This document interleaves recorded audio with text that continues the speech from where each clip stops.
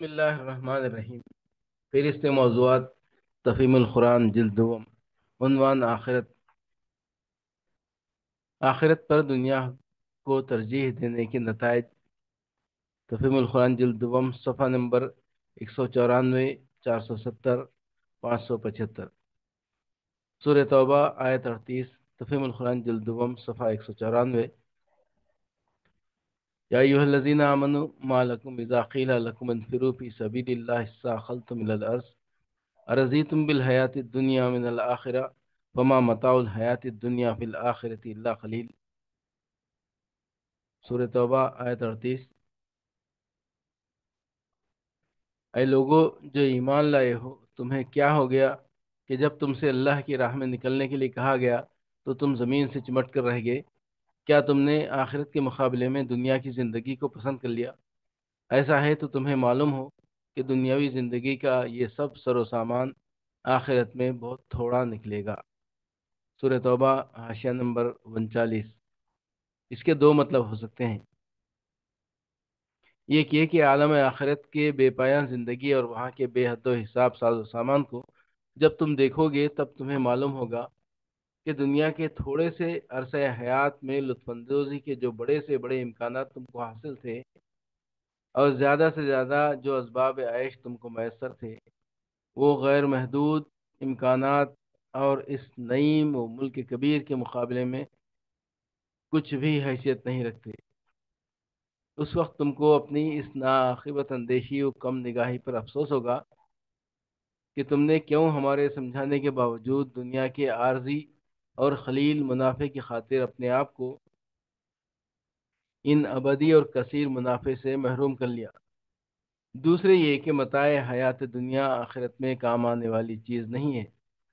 یہاں تم خواہ کتنا ہی سر و سامان مہیا کر لو، موت کی آخری ہچکی کے ساتھ ہر چیز سے دستبردار ہونا پڑے گا، اور سرحد موت کی دوسری جانب جو عالم ہے وہاں ان میں سے کوئی چیز بھی تمہارے ساتھ منتقل نہ ہوگی۔ وہاں اس کا کوئی حصہ اگر تم پا سکتے ہو تو صرف وہی جسے تم نے خدا کی رضا پر قربان کیا ہو اور جس کی محبت پر تم نے خدا اور اس کے دین کی محبت کو ترجیح دی ہو۔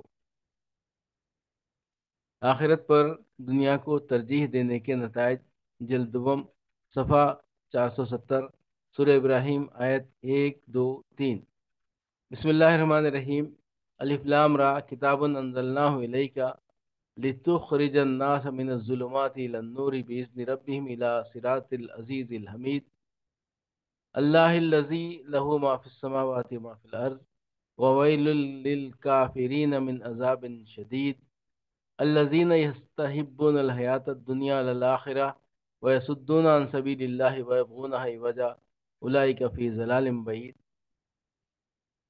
الف لام را، اے محمد صلی اللہ علیہ وسلم، یہ ایک کتاب ہے جس کو ہم نے تمہاری طرف نازل کیا ہے تاکہ تم لوگوں کو تاریکیوں سے نکال کر روشنی میں لاؤ، ان کے رب کی توفیق سے، اس خدا کے راستے پر جو زبردست اور اپنی ذات میں آپ محمود ہے اور زمین اور آسمانوں کی ساری موجودات کا مالک ہے، اور سخت تباہ کن سزا ہے قبول حق سے انکار کرنے والوں کے لیے جو دنیا کی زندگی کو آخرت پر ترجیح دیتے ہیں، جو اللہ کے راستے سے لوگوں کو روک رہے ہیں اور چاہتے ہیں کہ یہ راستہ ان کی خواہشات کے مطابق ٹیڑھا ہو جائے۔ یہ لوگ گمراہی میں بہت دور نکل گئے ہیں۔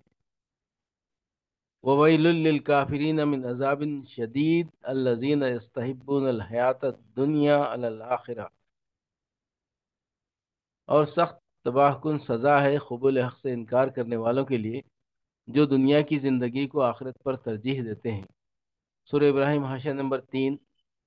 یا بالفاظ دیگر جنہیں ساری فکر بس دنیا کی ہے، آخرت کی پرواہ نہیں ہے، جو دنیا کے فائدوں اور لذتوں اور آسائشوں کی خاطر آخرت کا نقصان تو مول لے سکتے ہیں، مگر آخرت کی کامیابیوں اور خوشحالیوں کے لیے دنیا کا کوئی نقصان، کوئی تکلیف اور کوئی خطرہ بلکہ کسی لذت سے محرومی تک برداشت نہیں کر سکتے۔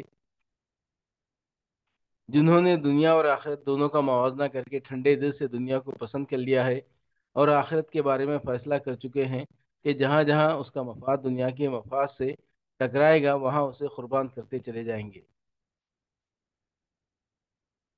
آخرت پر دنیا کو ترجیح دینے کے نتائج، تفہیم القرآن جلد دوم صفحہ 575، سورہ نحل آیات 106 107۔ من کفر باللہ من بعد ایمانہ الا من اکرہ وقلبہ مطمئن بالایمان ولکن من شرح بالکفر صدرا فعلیہم غضب من اللہ ولہم عذاب عظیم، ذالک بانہم استحبوا الحیاۃ الدنیا علی الآخرہ وان اللہ لا یہدی القوم الکافرین۔ جو شخص ایمان لانے کے بعد کفر کرے، وہ اگر مجبور کیا گیا ہو اور دل اس کا ایمان پر مطمئن ہو تب تو خیر، مگر جس نے دل کی رضامندی سے کفر کو قبول کر لیا اس پر اللہ کا غضب ہے اور ایسے سب لوگوں کے لیے بڑا عذاب ہے۔ یہ اس لیے کہ انہوں نے آخرت کے مقابلے میں دنیا کی زندگی کو پسند کر لیا، اور اللہ کا قاعدہ ہے کہ وہ ان لوگوں کو راہ نجات نہیں دکھاتا جو اس کی نعمت کا کفران کریں۔ ذالک بانہم استحبوا الحیاۃ الدنیا علی الآخرہ، یہ اس لیے کہ انہوں نے آخرت کے مقابلے میں دنیا کی زندگی کو پسند کر لیا۔